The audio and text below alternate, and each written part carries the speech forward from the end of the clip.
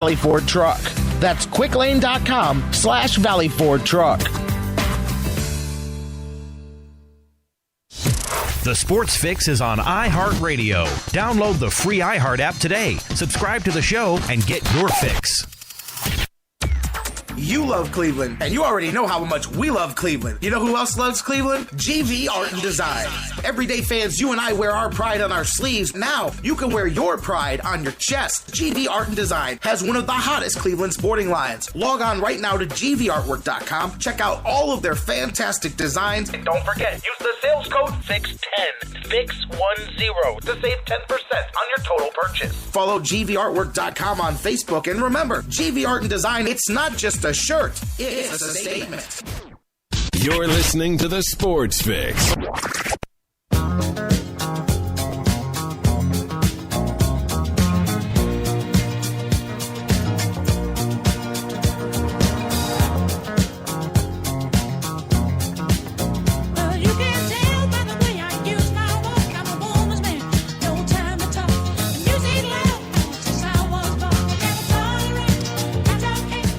There we go. Had to tweet some love out there for the next segment. Welcome back into the Sports Fix. J-Rock, Jerry Myers back with you here, rolling on in the first hour of the show. Browns fans, big preview, hour number 2 coming up.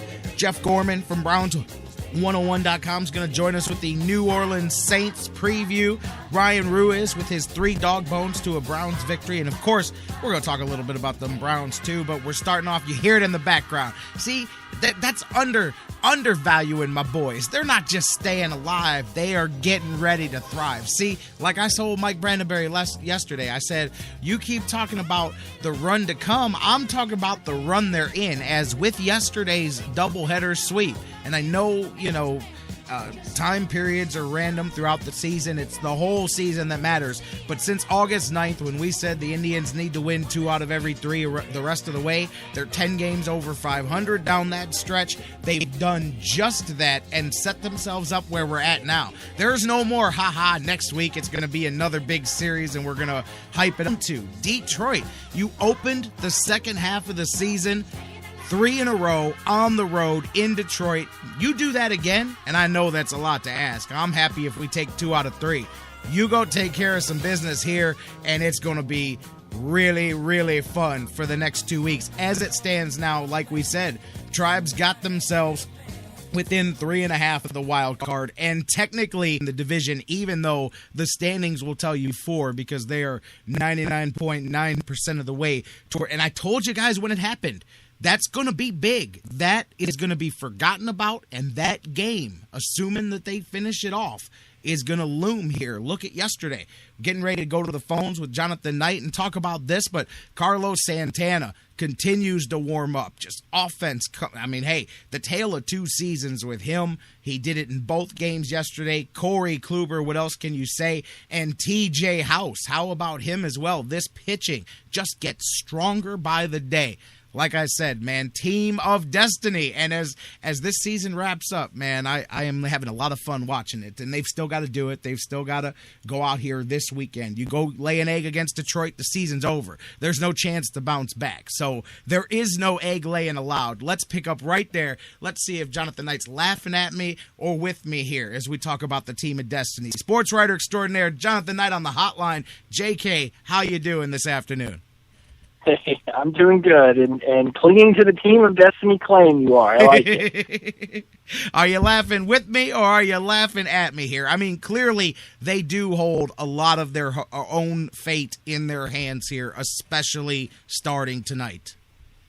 They really do, and what's key about this, I think, and we keep comparing this September to last September, and with them being in almost identical position, and needing to do what they did last year, which is win their last 10 and win, I think it was 20 of 25 was the final count. But the one key difference this year, at least going into these last 2 full weeks, 17 games, the big difference between this year and last year is that this year the Indians, as you mentioned, playing the Tigers this weekend, and with 4 games, essentially 4 games with Kansas City looming the week after that, the Indians have a little more value in these games that they're playing this year as opposed to last year. Last year in September, they weren't playing anyone that they were chasing, so they couldn't really make up ground directly. They could win, but they still were dependent on other teams to lose and other teams to stand up and beat the teams that the Indians needed them to beat. Whereas in this case, the two primary teams that the Indians are chasing, they've got them. So they sort of do, like you said, control their own destiny in a sense, in that if they take care of business and do everything that they need to do, they really are in the driver's seat. So they can, while the expectation of what they need to do is essentially the same as a year ago, they have the opportunity. There's a little more value. They get a little more bang for their buck with some of these victories than they did last September.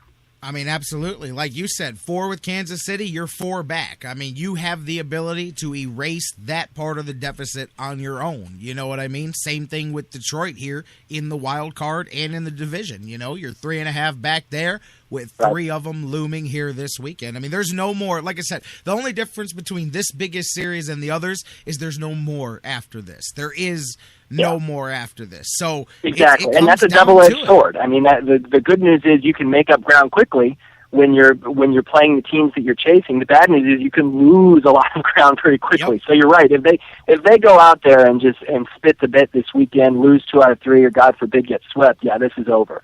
But if they go out there and, a sweep would be a dream. I don't know if that's realistic to expect that, but even 2 out of 3, if they can win 2 out of 3, gain a game on Detroit, and then have another week to get ready for Kansas City, they'll be sitting in good shape heading into these last 2 weeks. I mean, I know what happened in July is not the same as what happens in September, but you heard me mention earlier how they started the second half of this season: 9-3, 6-2, 5-2, all 3 games. They didn't just win; they went and took care of business in Detroit when they were searching for getting the season on the right track. Remember, they went in there, what were they, just at 500, I believe, when they headed in there or whatever, and that was really the start of this improved second half, but even more the last 4 to 6 weeks. Let me ask you, you're a big historian. You really go back with a lot of this stuff. Look at the pitching, especially in the last 30, or I'd go back even more. The Indians keep giving you 30-day stats, but I think at this point you could probably even go 45 days with this thing. A run that this pitching staff, especially the starting pitching, has had. Where do you remember seeing a run like this from an Indians pitching staff? I mean, it's not a lot of them that you can pick out to compare it to. Well, right. I mean, it's 2 things. One, that you get a stretch of pitching like this for this long, and 2, that you get a stretch like this in a contention situation, in a pennant race, playoff chase type of situation. And the Indians, bless their hearts, they have not been in a whole lot of pennant races in their history. I mean, you can basically count on 2 hands how many even in years when they've won, they haven't been necessarily in exciting pennant drives. But the first of 1954, I think of that pitching staff that the Indians had of early win, Mike Garcia, Bob Lemon, and Bob Feller at the end of his career.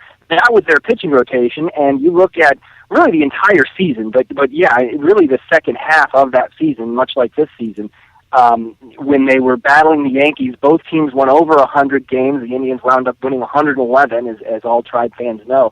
But the pitching staff was the impetus to that. And if you look at the statistics from that pitching staff, really, again, for the whole year, but if you kind of shave off the first couple months and really focus on maybe June, July on, that's maybe the first thing that comes to mind that is comparable to what we've seen long term. Now, I'm not saying that this pitching staff is as good as that pitching staff, far from it.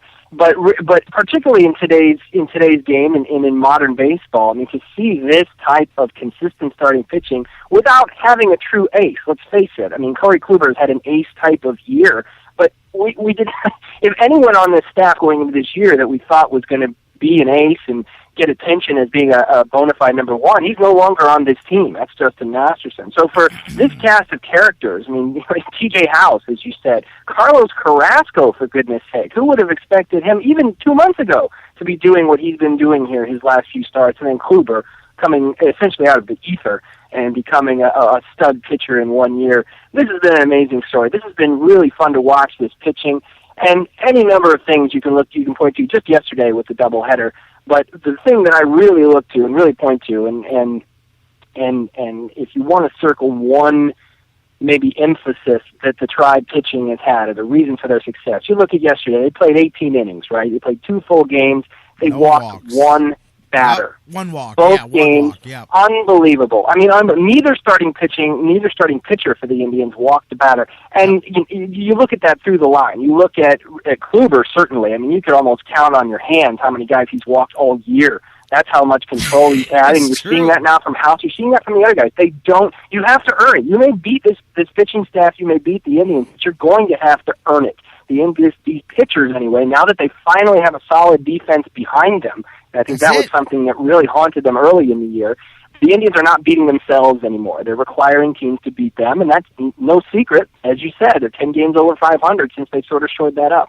Yeah, and Bruce pointed out in the chat room the other day, since the switch to Ramirez at short there, I mean, you've literally cut a run and a half off the ERA there since that time. The double play to end the second game yesterday, perfect example. That game, had that been Cabrera, the game, they may still be playing that game right now. Who knows what would have happened? But that's an extra out that the Twins would have had they not had a much better defensive player playing shortstop. Now, one thing I will mention about what you said is I agree with 99% of that, but see, I live in this place called the Ether, and that's where I found Corey Kluber myself, and in case you do remember. That's true, you did call this, didn't you? I just felt it, man. I mean, I was like, man, watching this guy last year, I said, I know we got to see if he can do it and all that, but man, there's something about this guy that he's a robot, man. He cannot be stopped, man. And he has shown it this year. You brought up, I mean, what was it? The first 15-game winner for the Tribe since Cliff Lee back in 2008.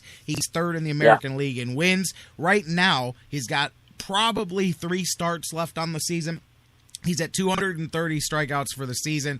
That's 16th best all single season for the Indians here, and most likely have a chance to climb a few spots. As you said, you can count the walks on one hand. I mean, Corey Kluber, none of them though. Yesterday, that was amazing. When I knew right where you were going with that stat, because when it was over, I'm sitting there like, man, neither starter walked a guy, and the day before too. And I mean, that's one of the biggest things. When you're not walking guys, it's very hard. The other team has to beat you.